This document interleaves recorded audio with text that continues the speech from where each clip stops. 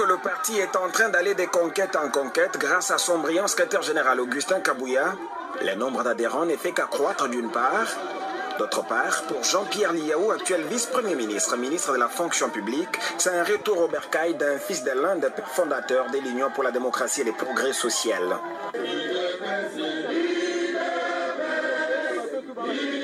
C'est dimanche 28 mai, c'est sa cellule de base Coin au sein de la Fédération des Lukunga qui a eu le mérite de prendre acte de sa réintégration.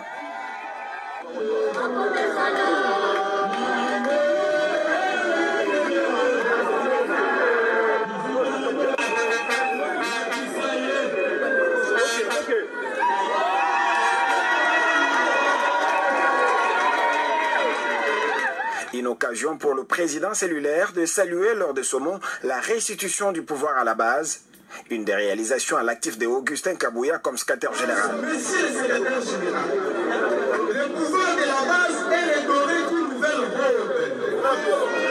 La base se sent considérée et vous réitère son attachement sans parler.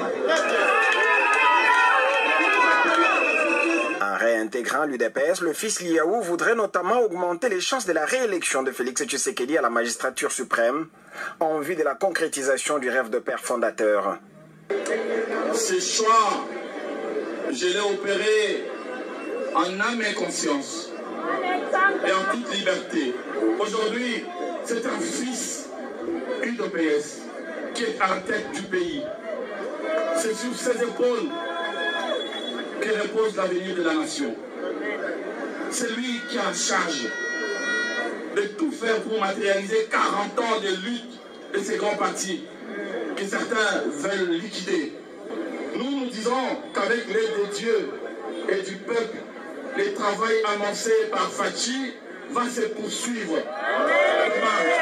Après les élections, non seulement il aura son deuxième mandat, mais cette fois-ci, ça sera avec une majorité parlementaire qui sera acquise par l'UDPS. Tout de même, Jean-Pierre Liaou promet d'œuvrer aux côtés de son chef hiérarchique, Augustin Kabouya, afin que le standard du parti soit toujours hissé haut. Pour cela, l'UDPS, sous la bannière d'un brave et dynamique secrétaire général dont je salue l'action, Augustin Kabouya, se doit davantage de ratisser l'âge. Pour ma part, je prends ici l'engagement d'œuvrer sans relâche aux côtés du secrétaire général et de tous les responsables du parti afin que l'étendard de notre cher parti soit hissé davantage haut. Que vive l'Union pour la démocratie et le progrès social. Ayant pris parole en dernière position, Augustin Kabouya a, après avoir salué ses retours à la maison du fils de l'un des pères fondateurs de l'UDPS, recadré ceux qui tentent de dénaturer sa communication lorsqu'il a réclamé auprès de la communauté internationale des sanctions contre Moïse Katumbi à cause des propos de ses lieutenants incitant à la haine tribale, selon qu'il n'y a pas de mauvaises troupes, il n'y a que de mauvais chefs. Mon message va tout droit dans le cadre de l'unité nationale. Je n'ai pas vu à l'époque où Mobutu était président de ce pays, les gens en train de dresser tout le monde contre les Bengales. Je n'ai pas vu un seul instant, quand Laurent Désiré Kabila dirigeait ce pays, les gens se tenaient debout pour dresser tout le monde contre les Bassoïs.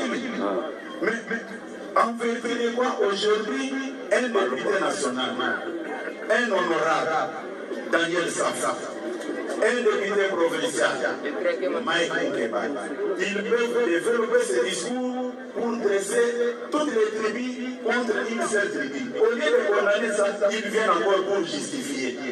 Ce qui vient de se passer aujourd'hui dans la cellule Coin doit interpeller tout le monde. Jean-Pierre Liaou n'est pas ressortissant du Kassai. Il est de Mongala, vous le connaissez très bien, vous connaissez bien ses origines. Son père fut l'un des pères fondateurs de ce parti.